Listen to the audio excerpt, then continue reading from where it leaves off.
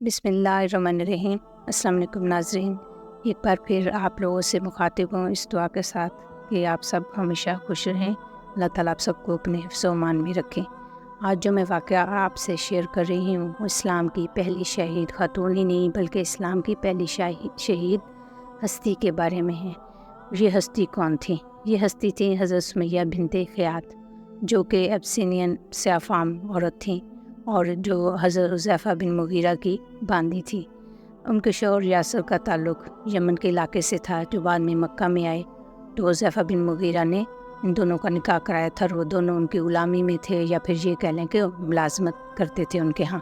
آپ کے ہاں ایک بیٹا پیدا ہوا جس کا نام عمار تھا، جو بعد میں عمار بن یاسر کے نام سے اسلام کی ایک بڑی ہستی کے طور پہ سامنے آئے۔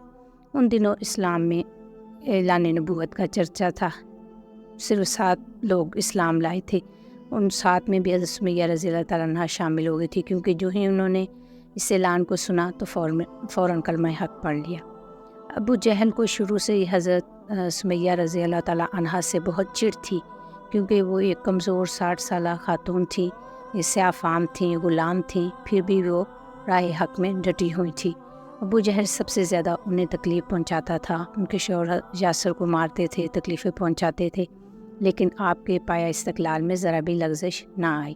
ابو جہل جو تھا وہ اسلام کا سب سے بڑا دشمن تھا، اور وہ نعوذ باللہ حضور صلی اللہ علیہ وسلم کو قتل کے منصوبہ میں ہمیشہ پیش رہتا تھا، تو وہ سب سے زیادہ ان کمزور لوگوں کو تکلیفیں پہنچاتا تھا۔ یہ ابو حذیفہ بن مغیرہ کے انتقال کے بعد بنو مخزوم قبیلہ جو تھا ان کے اب غلام تھے، اور ابو جہل کا تعلق بھی اسی سے تھا، تو یہ اب وہ کوئی ان کے لیے کچھ کر بھی نہیں سکتا تھا، کیونکہ یہ لوگ ان کے رحم و کرم پہ تھے۔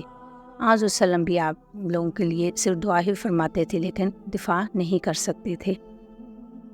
ابو جہل نے ایک دن حضرت سمیہ رضی اللہ تعالیٰ عنہ کو درخت کے ساتھ باندھ کے رسیوں سے تو بہت زیادہ مارا۔ وہ اسی طرح کرتا تھا، کبھی ان کو لوہے کی زرہ پہنا کر تپتی ہوئی دھوپ میں ریت پہ لٹا دیتا، جس سے لوہا گرم ہوتا اور ان کو اور زیادہ اذیت پہنچتی تھی۔ اس کا صرف ایک ہی ان سے مطالبہ ہوتا تھا کہ وہ بت پرستی کو برا نہ کہے، اور وہ ان سے کہتا تھا کہ تم ایک دن نعوذ باللہ کہ محمد صلی اللہ علیہ وسلم جو ہے ان کو کہو گی کہ بھئی انہوں نے ہمیں اس راستے پر لگایا اور ہمیں برباد کر دیا۔ اس طرح کی وہ فحش باتیں کرتا تھا۔ انہوں نے آپ کے شوہر کو بھی بہت مارا، وہ تقریباً موت کے قریب تھی، تو کہنے لگا، بہت فحش گوئی کر رہا تھا، حضرت سمیہ سے کہنے لگا کہ آپ یہ چاہتی ہو کہ میرا شوہر مار جائے اور میں محمد سے نکاح کر لوں۔ تو حضرت سمیہ رضی اللہ تعالیٰ عنہ کو اس کی باتوں پہ بہت غصہ آتا تھا۔ وہ اسے کہتی تھی کہ تم ایک فحش گو انسان ہو، تم پہ اللہ کی لعنت ہے، تمہاری حیثیت میری نظر میں ایک مکوڑے سے زیادہ نہیں ہے، میرا دل چاہتا ہے کہ میں تمہیں اپنے پاؤں کے نیچے کو چل دوں۔ تو آپ رضی اللہ تعالیٰ عنہ کو وہ صرف ذہنی ہی جسمانی تکلیف کے ساتھ ساتھ ذہنی تکلیف بھی بہت دیتا تھا، بلکہ پورے خاندان کو دیتا تھا۔ یعنی حضرت سمیہ رضی اللہ تعالیٰ عنہ کو ان کے بیٹے اور شوہر کے سامنے رہنا کرتا تھا اور ان پہ تشدد کرتا تھا۔ تو حضرت سمیہ رضی اللہ تعالیٰ عنہ کو ابو جہل کی ایسی لغو باتوں پہ بہت غصہ آیا۔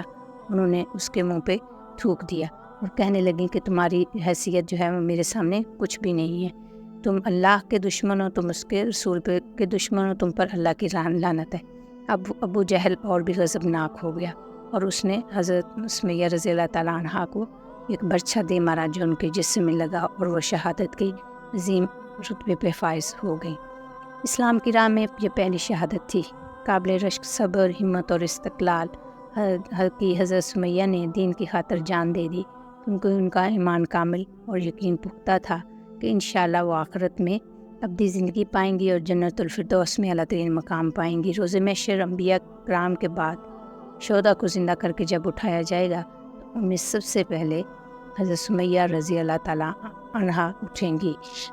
ان کی زندگی پوری مصائب میں گزری، شہادت بھی دردناک ہوئی، لیکن عشق حقیقی کی راہ میں وہ سرخ رو ہوئی۔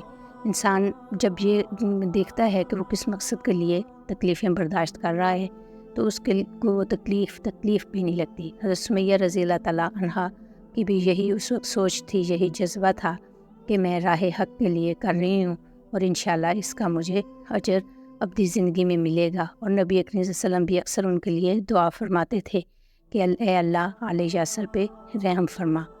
تو یہ واقعہ پڑھ کر بہت زیادہ ایک موٹیویشن سی ملتی ہے انسان کو کہ بھائی دیکھیں وہ ایک خاتون تھیں، کمزور تھیں، غلام تھیں، لیکن پھر بھی انہوں نے رائے حق کے لیے اتنی تکلیفیں برداشت کیں، جبکہ آج کل کے دور میں ہم تھوڑی سی دھوپ یا سردی گرمی بھی برداشت نہیں کر سکتے۔ اللہ تعالیٰ بھی ہمیں دین کو صحیح طور پر سمجھنے اور اس پہ عمل کرنے کی توفیق عطا فرمائیں۔ انشاءاللہ کسی اور ٹاپک کے ساتھ آپ سے ملاقات ہوگی، تب تک کے لیے اللہ نگہبان۔